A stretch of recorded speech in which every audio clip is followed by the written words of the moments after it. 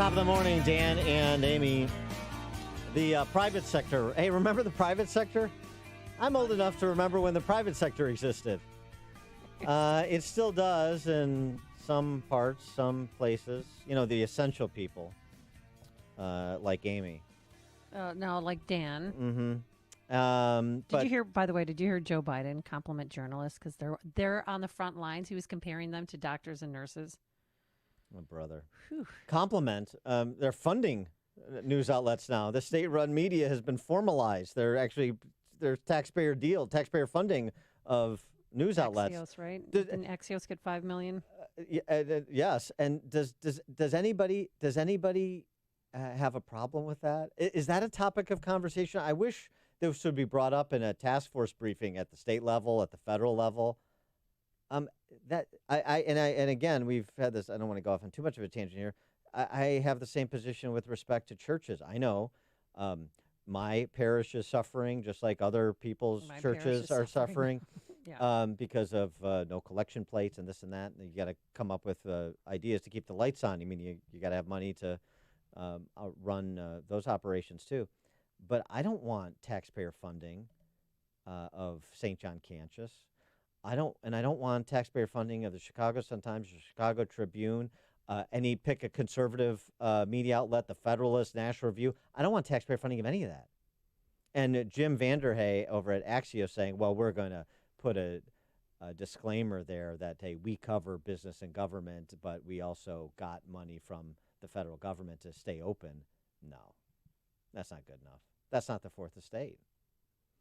So anyway, all right, coming back from that tangent, going back to the private sector, and President Trump has talked a lot about this at the federal level because of the great work that so many pharma companies have done, as well as companies who've repurposed their production lines like GM to build ventilators.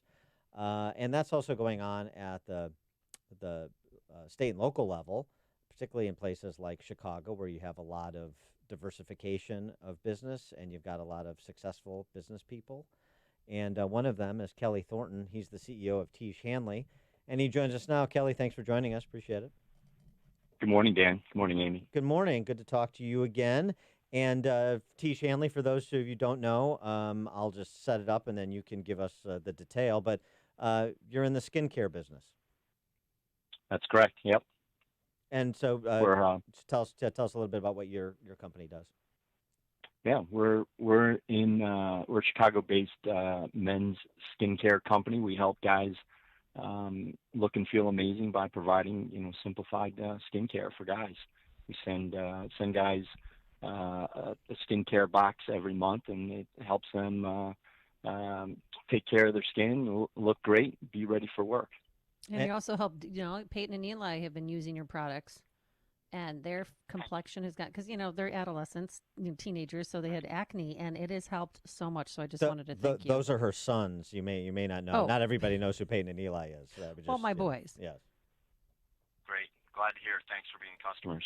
And we're still negotiating whether or not we can come to terms on me being a spokesmodel for Tiege Hanley. So, it's a possibility. So here's the thing. Your Tiege Hanley, you and your people are trying to pitch in as well, in addition to keep your operation going and everybody gainfully employed. You're working to repurpose some of the production capacity you have to contribute to the response to the pandemic. That's right. Yeah, we had an opportunity to switch our production lines over to making hand sanitizer. We've done that in March, and we produced hundreds of thousands of ounces of hand sanitizer. And the first thing that our team said is let's give away as much as we can. So last week we gave away over 30-some thousand ounces to the fire department in Chicago. Well, are you going to be offering? I know there's a lot of breweries and around in Ravenswood that are selling hand sanitizer. Do you think you'd ever sell it to the public? Because we can't find it at any store, and you can't buy it online. Yeah, we sell it. We're actually giving it away free. So we're a member-based company. We ship all over the world. We ship to 100 countries, and we obviously ship to the U.S. and Canada and Mexico and North America. And we're actually giving away hand sanitizer to a lot of our active members. So guys that get skincare boxes from us every month, we're just tossing it in their box, but we also offer it for sale. So guys that are, part of our company, part of our membership base, are able to buy it at teach.com. And if you're new to Teach Hanley and taking care of your skin, then you can also buy it in your first box. We sell hand sanitizer. And just talk a little bit about, because you're global in production. Talk a little bit about supply chains, your particular supply chains, whether it's for skincare products or hand sanitizer, in these precarious times, and how you've had to adjust or maybe not. Yeah, that's a great topic. We right away, early in March, were very concerned about supply. We were very concerned. We do have our products are all made in the U.S., but we do have some components of our packaging made overseas, both in Europe and in China.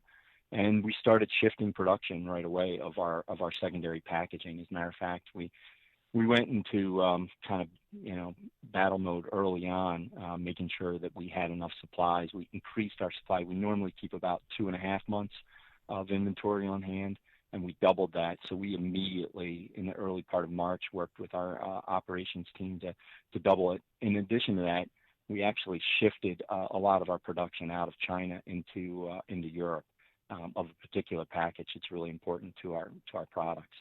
So on the raw material side, we did the exact same thing. We doubled up on all of our inventory. So it's been a problem, to not only order supplies, but the logistics of getting it has been challenging.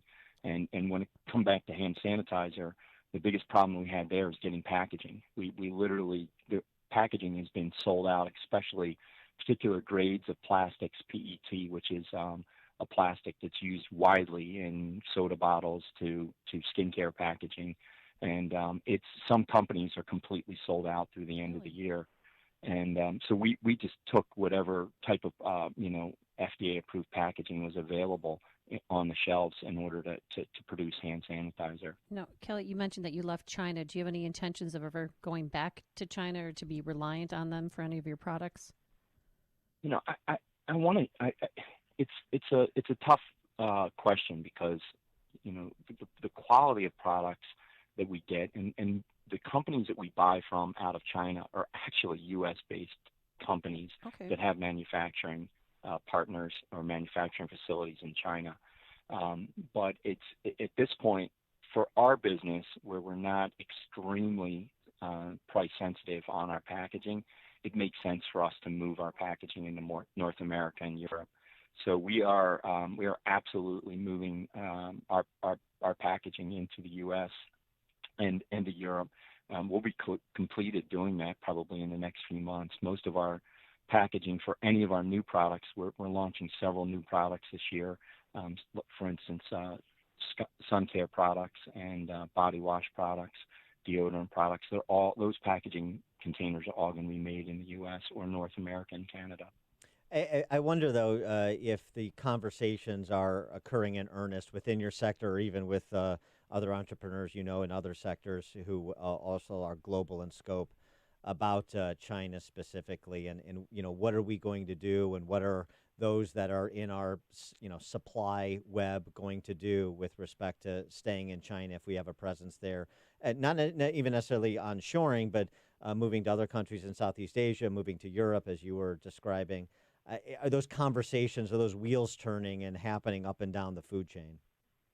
Yeah, because I think business people tend to be fairly pragmatic, and it's not it isn't necessarily driven by politics. Perhaps it is, perhaps it isn't. But people in business need reliable supply, right? And they need supply from from sources that where there's stability. It's that uncertainty in the marketplace that's a real challenge for business people.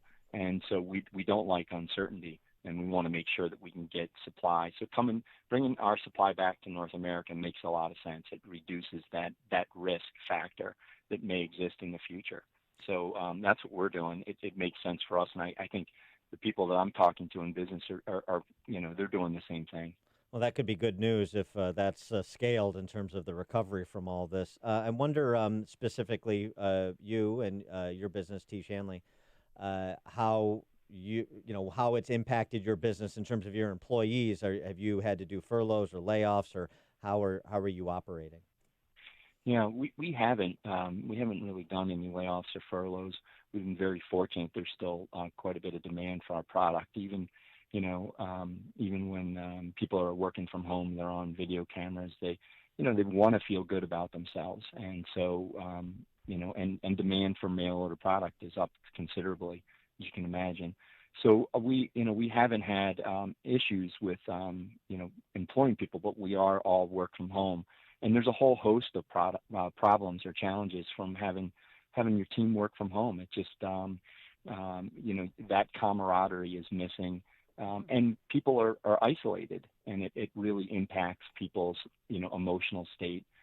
It impacts their enthusiasm. So it is a challenge for companies that are still continuing to work from home. It's not easy, and I have a lot of empathy for our team and really for our customers, regardless again of what you think and feel politically. Or people out there are scared. And people are concerned, and they're unsure of the future, and so that breeds a lot of challenges for business owners to deal with those type of concerns that customers have. We need to listen to them. Yeah, we need to listen to our customers. For sure, and that's why you're a great company, and you helped not only fire departments, police departments, the YMCA Lakeview. I know they appreciated all the shelters that you provided hand sanitizer for. So thank you so much.